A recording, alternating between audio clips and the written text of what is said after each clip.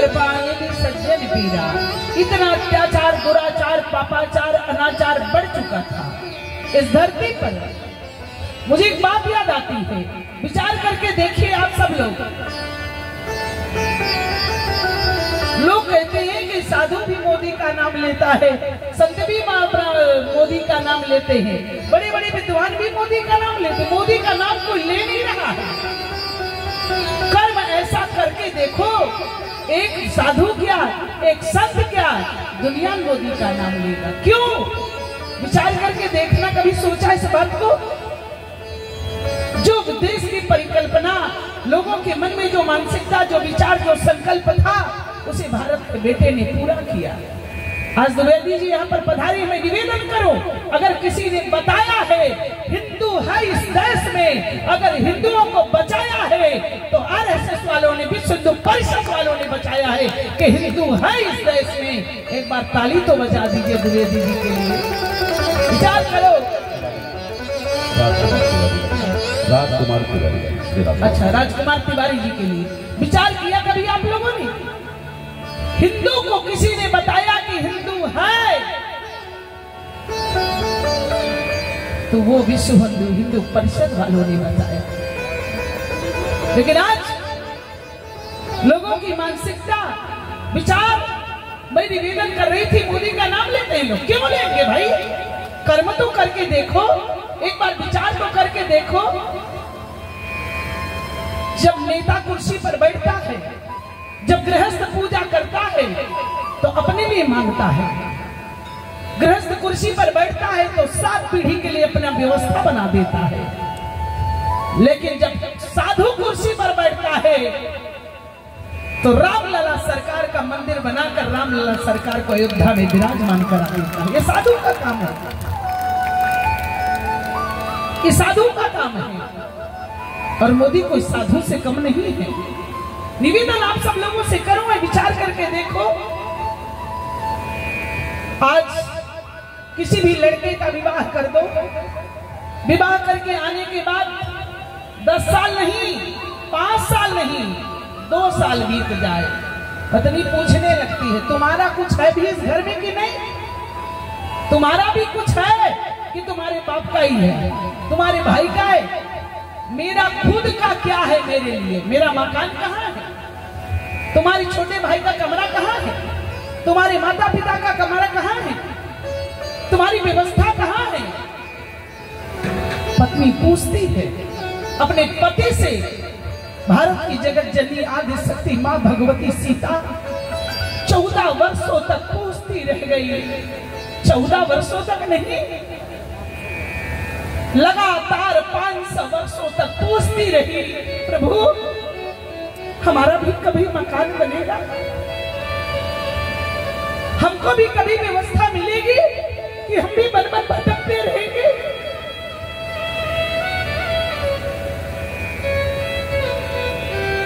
जिस समय मेरा विवाह हुआ था तो लोगों ने कहा था राजा धीराज महाराज योगीराज जनक की बेटी आ रही है।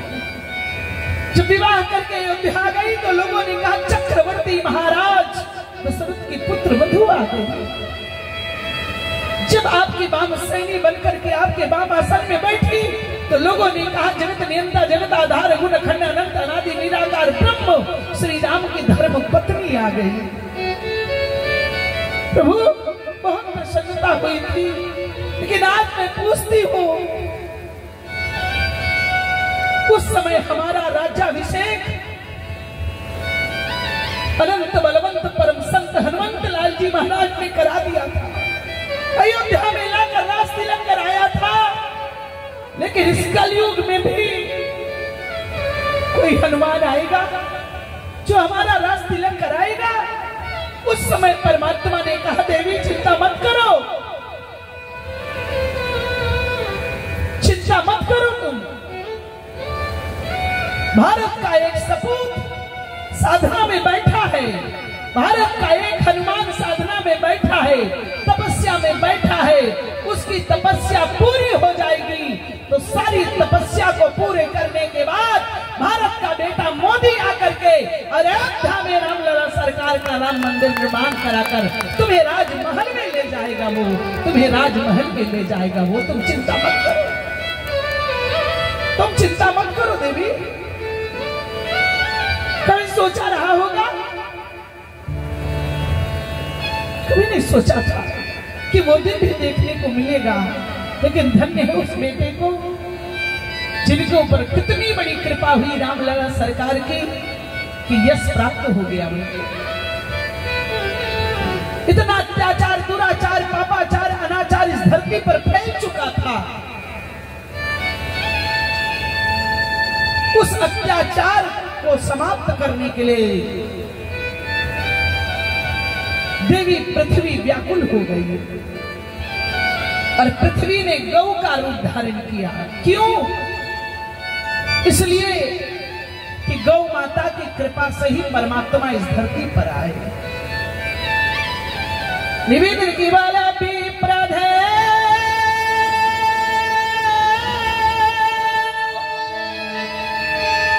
सुर से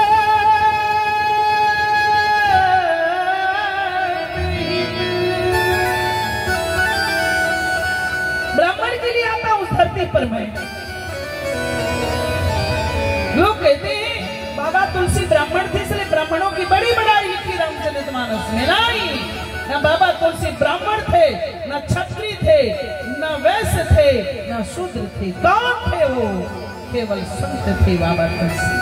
बाबा ने अपने तरफ से कुछ नहीं लिखा। नहीं, रामचरितमानस में 37 बार प्रभु श्री राम ने ब्राह्मणों की चरणों के अभिनंदन और वंदन किया। जहां जहां पर ब्राह्मणों का सम्मान किया वहीं वहीं पर राइटर तुलसी ने लिख दिया।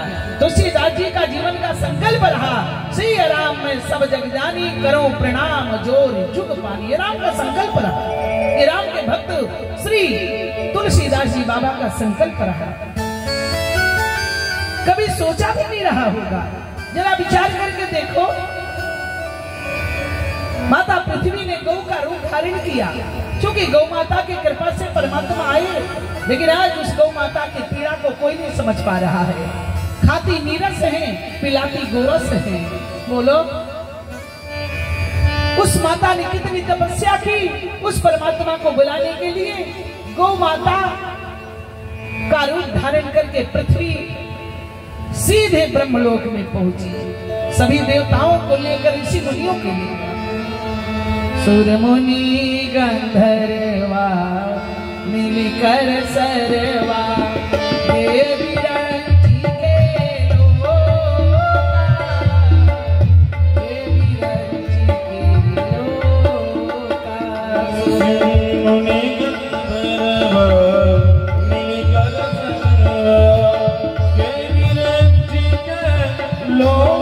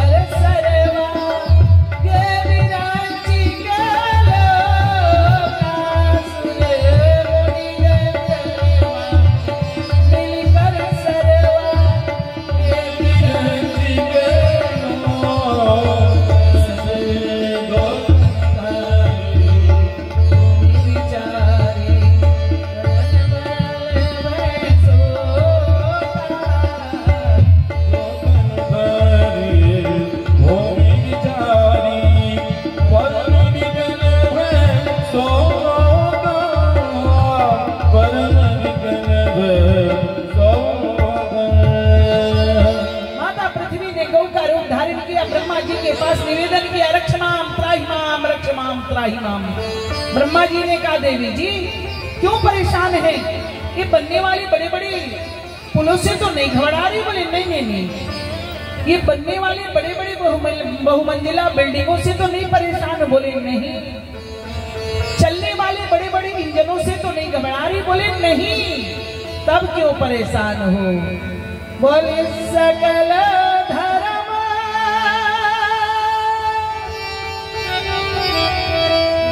देखा विपरीता, मैं कही न सकूं रावण भयभीता। जगत पिता, अधर्म बढ़ गया है, धर्म की कमी हो गई है। क्या बोले? अधर्म बढ़ गया है, धर्म की कमी हो गई है। आज के नौजवान पूछते हुए धर्म व्हाट इज धर्म? धर्म क्या चीज है? धर्म ही जीवन है। भला ही आज का डॉक्टर कहे कि ब्लड जीवन है, लेकिन हमारा शास्त्र कहता है कि धर्म ही जीवन है। धर्म एव हतो हन्ति धर्मो रक्षत रक्षिता। धर्म ही जीवन है। धर्म है तो सब कुछ है, धर्म नहीं तो कुछ नहीं। यतो धर्म ततो जयः। अगर धर्म है तो सब कुछ है। महाभारत काल में पांडवों के पास भी धर्म था, कौरवों के पास भी धर्म था, लेकिन पांडव हार गए, पांडव जीत गए, कौरव हार गए। क्यों? पांडवों की ओर स्वयं धर्मराज युधिष्ठिर धर्मावतार, कौरवों की ओर महात्मा धर्मावतार महात्मा विदुर। फिर क्यों हार गए? इसलिए कि पांडव धर्म के पीछे चलते थे, धर्म के अनुसार चलते थे, लेकिन कौरव धर्म को अपने पीछे चलाते थे, धर्म को अपने अनुसार चलाते थे, इसलिए कौरव हार गए। जब कौरव के जीवन से महात्मा विदुर चले तो ये नहीं कहा कि इनका भाई जा रहे, नहीं, सा निर्गतः कौरव पुण्य लब्धो। कौन जा रहा है? बोले कौरवों का पुण्य जा रहे हैं, पुण्य जा रहा है, पुण्य चला गया। रावण के जीवन से धर्म चला गया। जब महात्मा धर्मात्मा विभीषण ने छोड़ दिया उनको, विभीषण ने जब छोड़ दिया तो बाबा ने ये नहीं लिखा कौन जा रहे हैं, रावण का भाई नहीं, रावण का भाई नहीं है, निश्चर कुलभूषण नहीं, कौन है? बोले ऐसी कहीं चला विभीषण जब तो आयो ही न भये सब तब। ये कौन जा रहा है? बोले राक्षसों की आयु जा रही है। विचार कीजिए, पंचवटी में माता सीता बैठी थी, रावण आया साधु का वेश बनाकर, माते भिक्षाम नहीं। माता सीता ने कहा जोगी बाबा भिक्षा ले लो, भिक्षा ले लो बाबा। बोले बंधी हुई भिक्षा नहीं लूंगा। माता सीता ने कहा जोगी बाबा मेरा छोटा सा नन्हा सा देवर ने रेखा खींची है, इस रेखा को इतने बड़े तपस्वी साधु नहीं लांघ सकते। बोले नहीं लांघ सकता। क्यों? इसलिए नहीं लांघ सकता, एक तपस्वी के हाथ से खींची हुई रेखा रावण नहीं लांघ सकता, एक साधक के हाथ से खींची हुई रेखा रावण नहीं लांघ सकता, एक विरागी के हाथ से खींची हुई रेखा रावण नहीं लांघ सकता, एक चरित्रवान के हाथ से खींची हुई रेखा रावण नहीं लांघ सकता। कितना बड़ा प्रतापी हो, लेकिन पत्नी ने कह दिया। पत्नी को डांट कर जब बोले तो पत्नी मंदोदरी ने कहा चुप, बहुत बलवान बनते हो, तब तुम्हारा बल कहां गया था, तब तुम्हारा गर्व कहां गया था? बोले कब? बोले रामानुज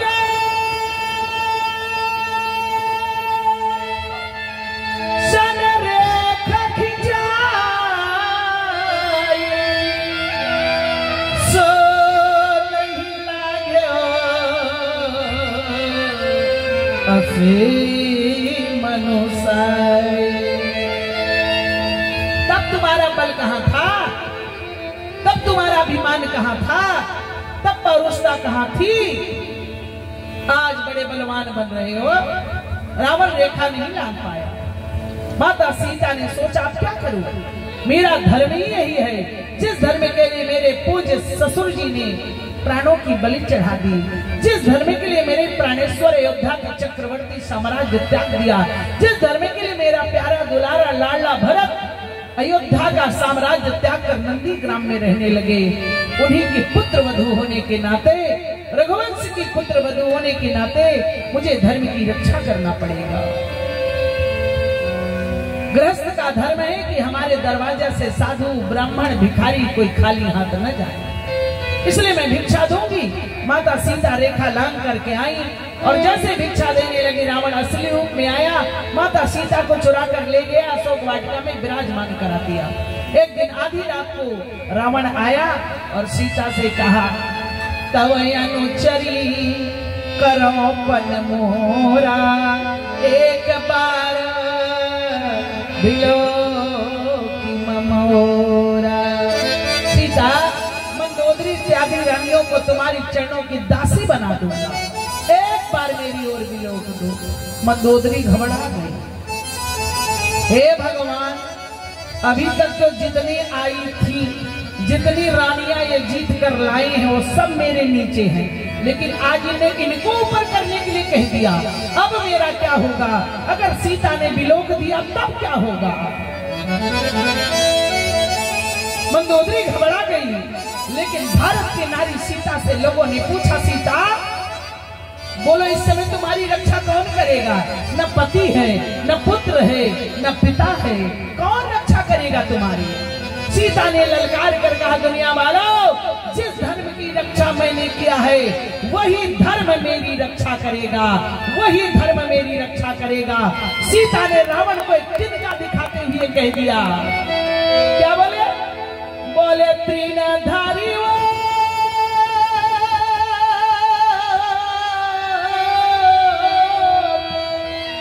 कहती बाई देही सुमिरी अवधपति परम स्नेही। रावण, तू और तेरा वैभव भारत की नारी के लिए एक तिनका के समान है।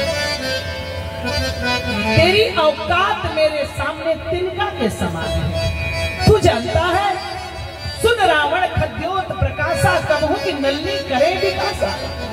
रावण, तुम्हारी औकात जुगनू की तरह है।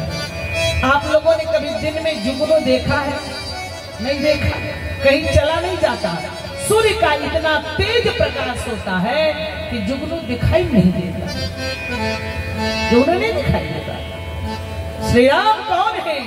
जगत प्रकाश प्रकाशक रामो मायाधीश ज्ञान गुण धामो सब कर परम प्रकाशक जोई राम अनादि अवधपति सोई। वो परमात्मा, वो श्री राम की धर्म पत्नी हूं मैं।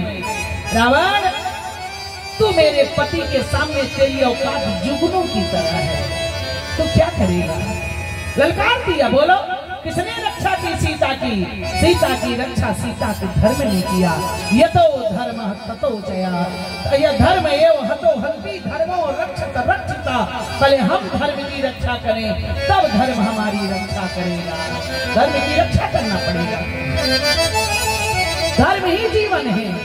इसलिए हर परिस्थिति में चाहे कुछ भी हो जाए, सब कुछ जाता हो चला जाने देना, लेकिन धर्म को मत छोड़ना। धर्म ही जीवन है। मैं आप लोगों से पूछूं, हमारे देश का राजा इस दुनिया से जाएगा तो उसको हेलीकॉप्टर से ले जाओगे? कोई हरे बांस की छतरी, वो भी बड़े आदमी के घर नहीं मिलता, गांव के किसान से मांग कर लाते हैं। अंतरिम यात्रा की सवारी तुम्हारे पैसों से नहीं, मांग कर करते। बड़ा आदमी जाएगा दुनिया से तो हीरे की चादर उड़ाओगी नहीं, सबसे सस्ता सेठ जी अलग निकाल के रखते हैं। बड़ा आदमी दुनिया से जाएगा तो एक एकड़ में जलाओगे नहीं, 3.5 हाथ जमीन चाहिए। किसके लिए धर्म करोगे? बोलो, किसके लिए धर्म करोगे?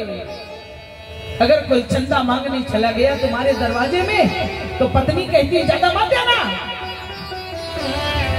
चंदा अपने घर के लिए नहीं ले जा रहा है, धर्म करेगा।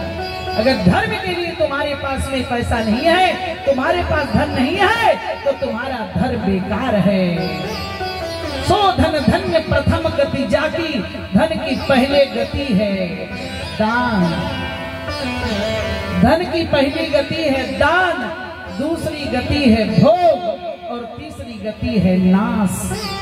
अगर दान नहीं किया तो भोग नहीं करने देगा परमात्मा तुमको, फिर कोरोना काल में ही सब चला जाएगा। बोलो, कोरोना काल में 1 से 1 अरबपति बैठे रह गए, 1 रुपए का टेबलेट नहीं खा पाए। खाने की बात छोड़ो, परिवार वाले देख तक नहीं पाए। अग्नि की चिता पर बेटा से नहीं मिल पाई, चिता में अग्नि देने बेटा नहीं आया। और तो छोड़ दो, जगत को देश को सहारा देने वाला सुविदित राय बिना सहारा के दुनिया से चला गया।